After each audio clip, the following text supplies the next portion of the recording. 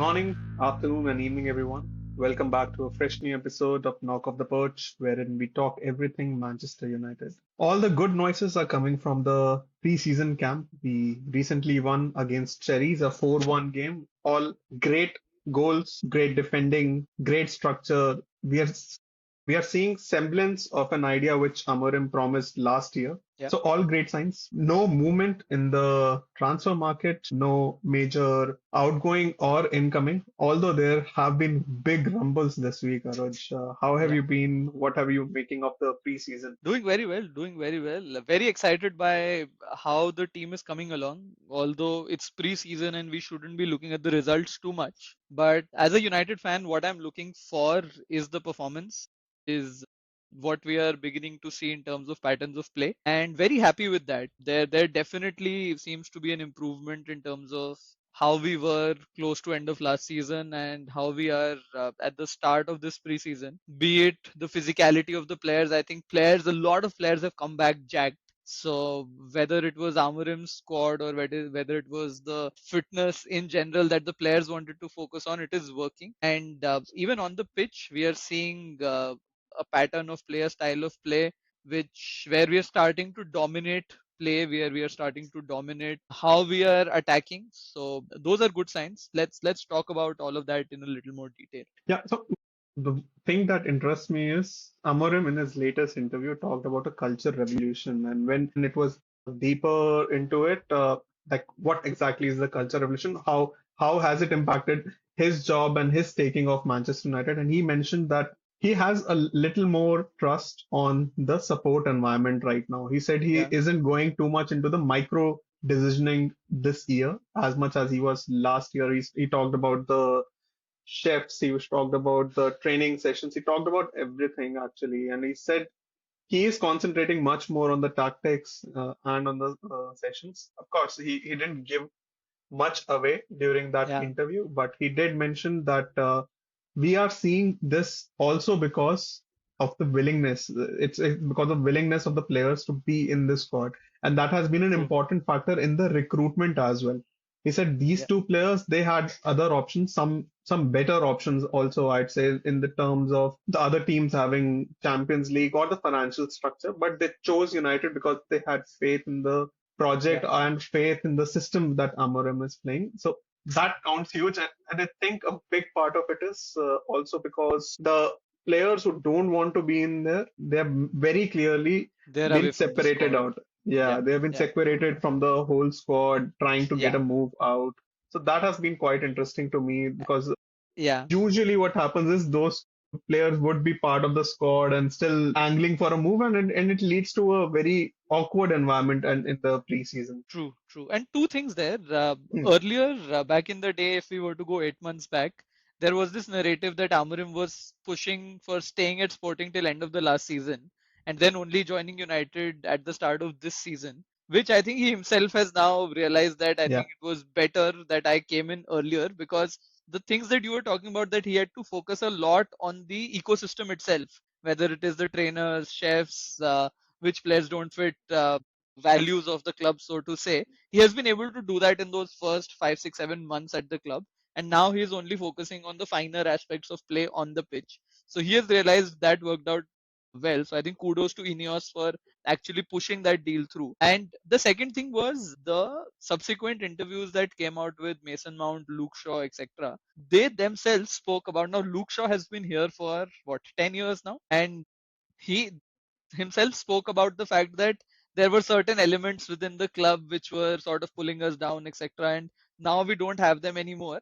And he also slyly talked about the fact that the manager will not talk about this, players in public will not talk about that, but the ambition is to win the Premier League. And Hmm. we want to build towards that, and that is the idea. So we know that it's too soon for us to start having that conversation, and which is why Luke Shaw was talking about that, under sort of his breath there. But the idea is that the players are looking to build that winning mentality. It would have been great had we won the Europa League last year. It would have done a great good in terms of finances, playing Champions League, etc. this year. But in hindsight, maybe it's not that bad that this club will get a lot of time together playing one game a week. and sort of work on that structure, work on that style of play to be able to drive that, drill that into the players. Yeah, I think I would still have loved that trophy. Yeah, Maybe it would have papered over a few cracks. That being said, I think this squad is built for Champions League football. The numbers that we have, the number of players in every position that we have, it's not built for just a Premier League season. I'm hoping that this season we just make the jump right into it, Champions League. However, that is, I don't know, it will be 5 places or 6 places that get us into Champions League this season. But I really hope this is the season that we get back into it, and yeah. this squad is being built into that standard as well. Absolutely. I think likes of Cunha, Mbeumo, Bruno, they deserve to be playing the Champions League. So hopefully Definitely. we can finish top five and get there.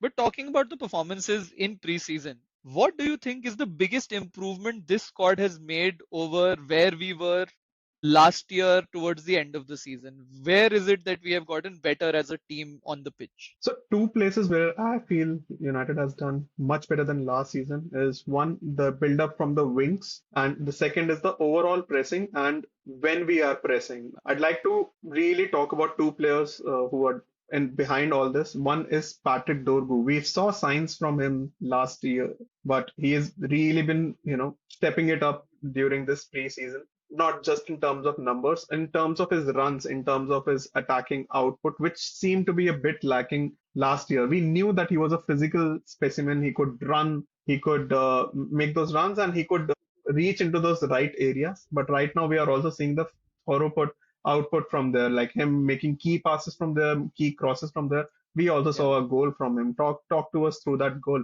The second thing, when I was talking about yeah, the press, I think Mason Mount like is a pressing monster, yeah, but I feel Amorim is trying to fit that into every player's mind that it has to be thorough and exhaustive from each and every player. It cannot yeah. be a disjointed press, because disjointed press is what led us into all those midfield spaces last year. That is Absolutely. something that we cannot afford this year. So the Yeah, disjointed press has been removed, and the wing play. These are the two big things for me. absolutely. So if we talk about that press a little more, when what we see right now is that even our midfielders along with our wingers are pushing way forward. So at times it is only the three center backs, and where also the third center back is sort of tugging close to the number 10 of the opposition. So even that role is joining in the other half, but most of the other players are in the opposition half, which creates a lot of midfield overload. So it is Mm. the three up front,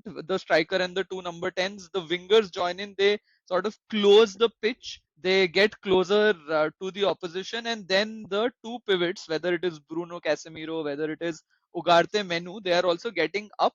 And which is where against West Ham we were able to see that goal where obviously it was a poor pass from Areola. Menu was able to intercept Yeah, it. He got forward, put the ball in for Bruno, and he was able to score of that. So I think though that was the template of when you do pressing right, what is it that you will get out of it? And against Bournemouth as well, we saw a lot of examples of that where the players were able to create those overloads, and that allowed the team to turn over the ball and get into attacking positions and go for goals. And the other thing was even our number 10s, like we saw in, again going back to the West Ham game, we saw Cunha drop deep so many times. Even in this game, we saw Mason Mount being ever present across that midfield, getting into defensive duties wherever required. So whoever is playing in that number 10 spot, I think they know clearly that they have to support the team in defense as well, and then drive the transitions from there. So I think those two are definitely standing out. And obviously, you spoke about the wing play. Really like Ahmad Dorgu combination there. Dallo, I think I still feel from a attacking standpoint, he leaves a lot to be desired for. I don't see that kind of attacking input from Dallo. But whenever I'm seeing Ahmad and Dorgu play in those two spots, at least from an attacking standpoint, really standing out for us. and we haven't even seen Mbeumo yet start a Yeah, game yet. We might see that against Everton the next game, yeah, but really positive signs because the team is coming together. We have good depth in squad this time. I always was crying out loud for Bruno succession plan. I think we might see that in the form of Matheus Cunha actually. He has yeah, also been pretty great in the last 2, 3 games, and we've seen the kind of pressing input and creative impetus from Matthews Cunha, which was kind of expected. Like I've been listening to people talk about Matthews Cunha like it's a surprise, but he was amongst the top 4, 5 best players in Premier League last season as well. When it came Absolutely. to creation of chances, ball carrying Yeah. ability, we did see what he can do from outside the box. So really positive signs and really excited to head to the next season. And when we talk about building squads, Yeah. a lot of it is now on the onus is now on Ineos because we have heard that it has moved in the territory of a competition with another rival club, Newcastle, in the Yeah. form of Benjamin Sesko. Delap is bought by Chelsea. Gyökeres gone to Arsenal. Hugo Ekitike gone to Liverpool. Yeah. Who do you think is the better option between Šeško and Watkins right now, and how do we gauge this debate? In short, if I had to talk about it, given the age profile, given the past performances in the Premier League and Bundesliga respectively, I know the entire hype around Sesko being built up, the fact that Vivel knows Sesko really well and is trying to push for that deal. I still feel in the short term, Ollie Watkins is a better option, and we will try to dig deep into that as to why that is the case. If I had to take a long term view, Sesko may be a better option, but then that is again a gamble that we will have to take. We took a gamble with Højlund a couple of years ago. It's still not paid off. And while there may still be potential, it is not coming off. And Sesko's underlying numbers may be better than what Højlund's were back 2 years back. But still, from a Premier League standpoint, I feel it would be a gamble. And in a crucial year in the Premier League when you would need to finish top five, getting an Ollie Watkins could really change it for Manchester United. Before we get into the stats, what are your initial thoughts? We talk about gambles, but any season would be a gamble. We have seen since the time of Lewandowski and Luis Suarez, there haven't been, and of course Haaland, there haven't been very pure nines in the transfer market in the world football as of now. All the number nines that we speak of in the highest of highest teams in Real Madrid and Barcelona, they are winger come attackers, they are inside forwards, number 10 come number 9, but we haven't seen a number 9 for quite some time. Any signing like that will be a gamble. We have seen City gamble on Omar Marmoush. We have seen Liverpool gamble on Hugo Ekitike, who's just scored like less than 10 goals, 10 to 15 Yeah, goals in the last season. So any signing like that would be a gamble. Of course, a player like Gyökeres comes available, Arsenal were very smart to jump on that transfer because he was the person with the most number of goals in Europe. So that yeah, might seem like a no-brainer. And I don't know how much United did go for Gyökeres or did try for Gyökeres, but eventually Arsenal ended up winning that race. In my head, yes, Šeško is a gamble, but then all players like in that category are gambles. And Šeško has shown great signs from his youth teams that he has taken step on step, and he has also shown a kind of maturity because I know for a fact that United went for Šeško 2 years back. He chose to yeah, stay back in Red Bull Leipzig to yeah, build on his future, to build on his attributes. So yeah. that shows kind of a maturity. Yeah, let's look at numbers that show difference between Šeško and Oli Watkins and how they build up and how they play positionally. Absolutely, absolutely. So, talking broadly about the profile first, Sesko is obviously a tall, lanky forward, akin a little bit to Haaland. That kind of a setup he brings from a physicality standpoint. Maybe Haaland is more physical and he's been built that way for the Premier League in the last couple of years now. And Sesko will have to add that to his profile going forward. But he is a tall figure. He's aerial threat, and that almost makes him different to any other option available right now in the market. If we talk about generally the kind of stats we are seeing from these both these players, and we'll talk about their respective leagues in the last year. Ollie Watkins played all 38 matches for Aston Villa. He was involved in each of those games. Sesko played 33 minutes, 33 games, and the minutes difference was close to 200 minutes. Watkins played around 2600 minutes. Sesko played around 2400 minutes, and number of goals that both of them got. Watkins was slightly ahead of Sesko from those numbers standpoint. He scored 16 goals as compared to Sesko's 13. And even if we talk about assists, Watkins got in more assists than Sesko. Now, obviously, these are absolute numbers in terms of, and it takes into account how their respective teams were playing, what was the level of involvement of other players around them, etc., etc. But this is what we have in front of us. Even if we were to take penalties out of it, Watkins scored 14 non-penalty goals, whereas Sesko scored 11 non-penalty goals. So a little bit of an edge, and these are absolute numbers. But if we take into account the per 90 stats as well, goals plus assists for Watkins were 0.83 per 90 minutes, which is massive, which goes on to say that almost every game he will get a goal involvement. He will either get an assist for you or he will get a goal for you. In the Premier League, Sesko in the Bundesliga was at 0.68, and even expected numbers were ahead for Watkins.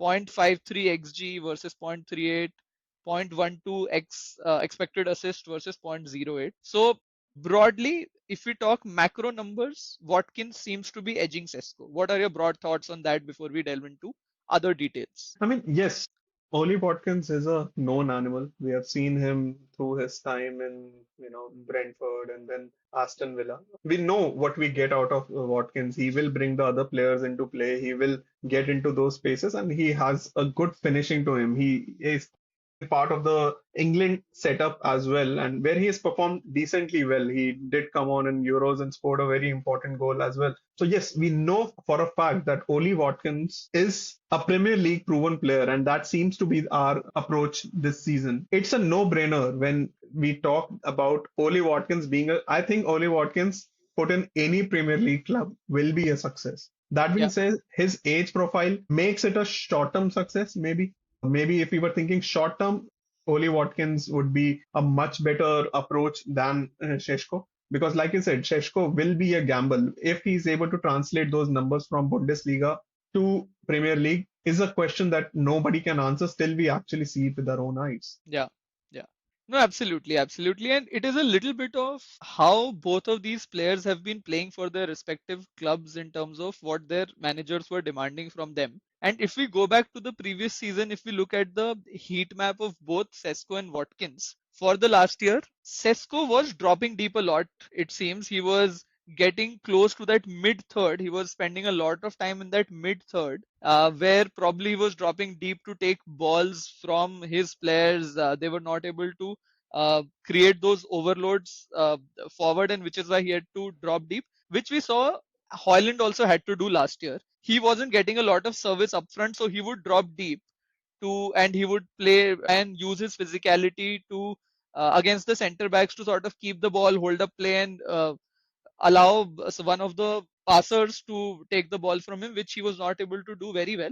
Watkins, on the other hand, does a mix of both really well. He spends decent amount of time in the final third or the attacking third, and whenever required, drops in as well to take the ball. So I think from a game management point of view, from the style of play that we can envision that Amorim might want to play, again, Watkins might be a better fit, but this can't be any concrete judgment on Sesko's ability, because maybe it was required for Leipzig's play, and it will actually be the scouts who look at the gameplay closely will be able to determine if he will be able to meet Amorim's requirement. And Christopher Vivel, I think, is very, very strong on his judgment on Benjamin Sesko, so we will trust him there. So, but Yeah. broadly, that's how it stands out. So when we talk about the scouting, I was reading one of his scouts' anecdotes who talked about his time in Salzburg's feeder club. This club is called FC Liefering. So Šeško went about 7 games without scoring for this goal, and rather than sulking during the training, he worked extra on his off-the-ball movement and his positioning.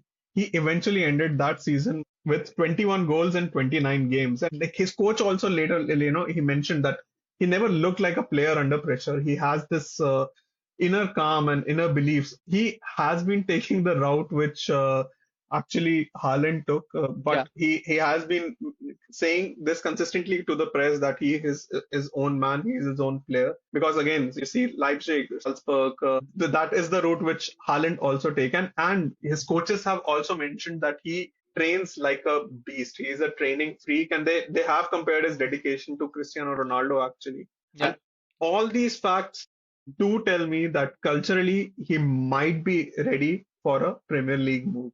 Now we have to talk about the elephant in the room. Is this Premier League move possible with Newcastle in the mix? Will United be able to thwart Newcastle in their attempts to get? Because as latest news we have heard from Fabrizio Romano is Newcastle have made their bid of 75 million plus 5 million to Leipzig, but it hasn't been accepted, it hasn't been rejected, and a lot of the decisioning is under Šeško's camp also. What do you make Yeah. of it? So one, the 75 million plus 5 million, at least per Leipzig standards, as to what we are seeing, the numbers being looked at, Leipzig are necessarily not okay for that. So they will probably command a little bit of an higher fee for, and this is in euros. So the Mbuemo numbers, etc., we were talking about were in pounds. So if you were to compare it to Mbuemo, the number even becomes slightly higher. But that aside, the final decision in terms of whether we are able to get him or Newcastle are able to get him will come down to where Sesko wants to play.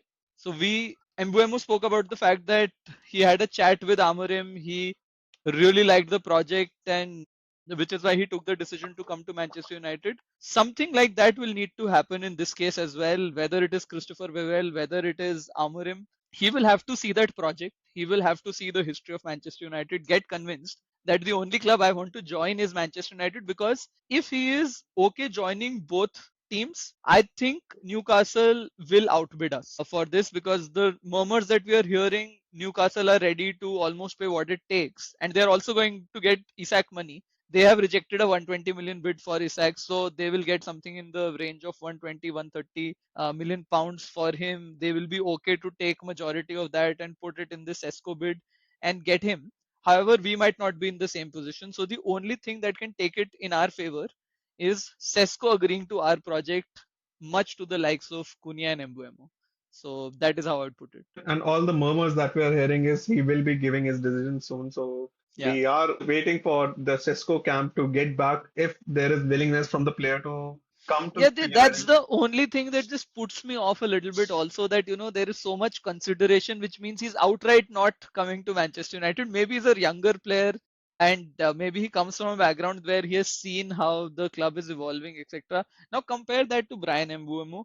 First news that came out is he has picked United over everybody else. There were nothing to the tune that he's thinking, he's figuring out what to do, etc. And it just talks a little bit about the background as well. He comes from Cameroon, Africa. United is a big club. He's must have grown seeing United, win a few of those trophies towards the end of our, so to say, glory period. So I think that things like that also make a little bit of a difference in the narrative within the players' heads. So hopefully Amorim and Vivell can put in sense in Sesko and convert him to this United project. We also don't know if, we know for a fact that United were on for Delap. We know that Gyökeres was a discussion. It's not even like that Šeško was the primary target for United. It's a situation which has led us to Šeško right now. Yeah, If yeah, we were on to Šeško from the starting of the opening of the transfer window, I'm pretty sure we would have gotten it. yeah, It's just that the situation, the circumstances have led to this clash between United and Newcastle right now. So I don't blame it on the player for taking his time. It's a big decision. It's not a yeah, small decision. And yes, we hope he chooses right. And even if he does choose Newcastle over us, there's a good possibility of that happening. I yeah. don't believe that Watkins is a bad option as any. I think Watkins, any player, Manchester United fan would right now take Watkins above Šeško In the under short term, and yeah. definitely. Yeah. Only thing is, Aston Villa are not going to be easy to deal with either. Oh, Now definitely that not. now that even the Garnacho to Chelsea move is gaining a little bit of Yeah. attraction, so we don't have that leverage either. And I don't believe Aston Villa have another target as a striker ready to replace Watkins. So all of that is going to create issues as well. That actually brings me to my next question. Given how competitive the market has been for strikers, there's still a huge possibility that we might not be able to sign either Sesko or Watkins. That might leave us with Højlund. What are your thoughts on Højlund being our primary number 9 for the next season? It doesn't put me in a lot of confidence in that thought. I still need that we need a new number nine in Šeško or Watkins. I don't know where that one will fall, where the chips may fall. But I'm not super comfortable with having Højlund as my number nine next year because I think even considering that it's like he's a 22-year-old who was just thrown off on the long end at United. He got enough chances last year, and we didn't see the progression that I'd like to see in a striker. Yes, he's showing good early signs this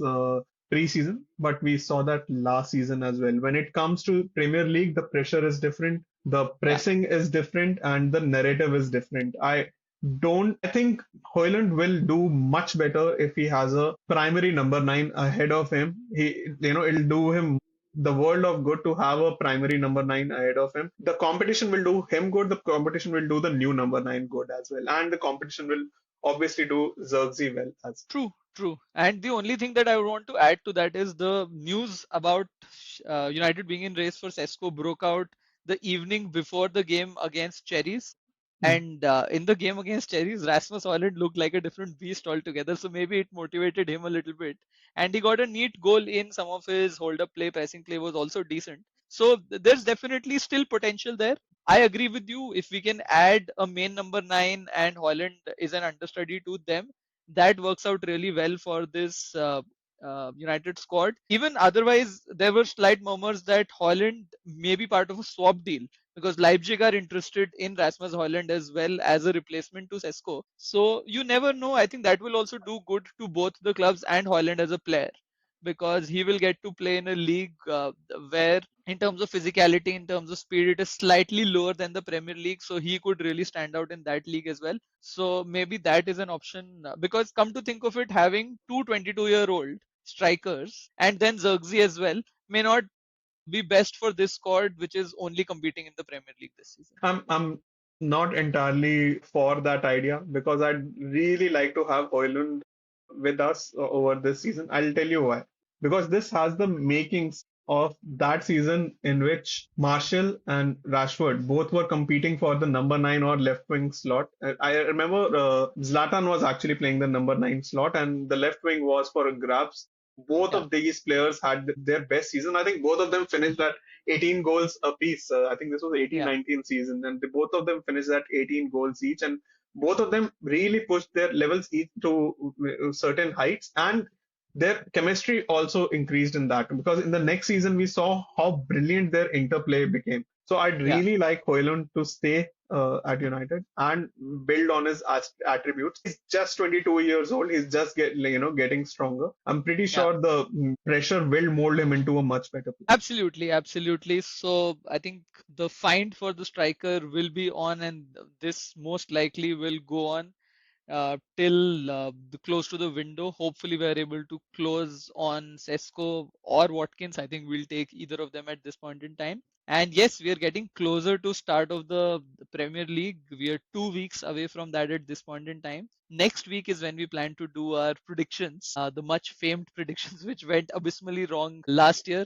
Hopefully, we will be closer to what the actual situation will be this year. But yeah, we will talk about our predictions and hot takes in the next one. Thanks for joining in. This has been a fun one. And yeah, as always, this is our perch. Let's knock him off. Until next time, stay united.